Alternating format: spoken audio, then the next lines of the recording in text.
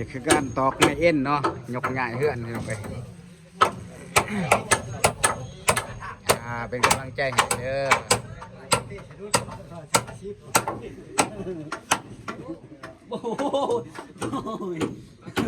เป็นไรดอนเลย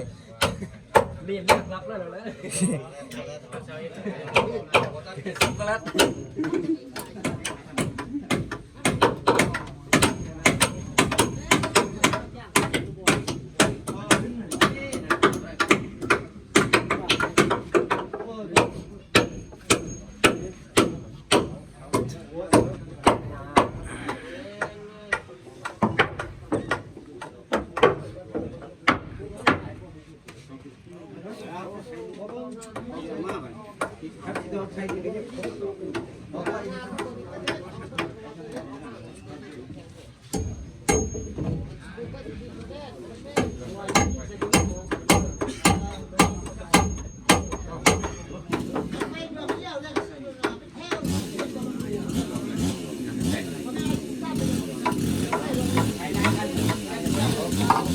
ให้มันชื่อก็ตี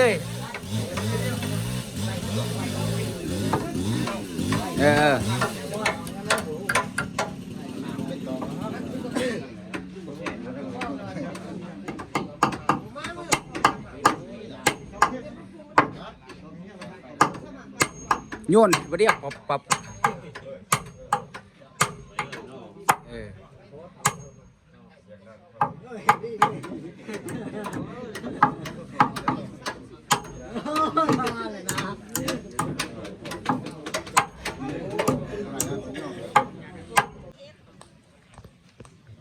นี่ก็คือใหญ่ไปเลยเนาะพี่น้องเนาะ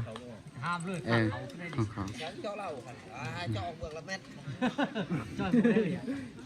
นี่คือมองเก่ามันพี่น้องเลยนี่เขาไปตำล่างแต่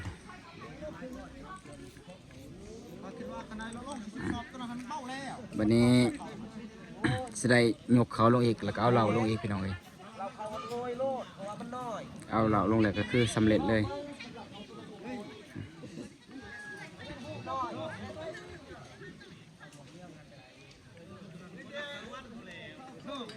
ทีมงานของเพลงทีมงานกีฬา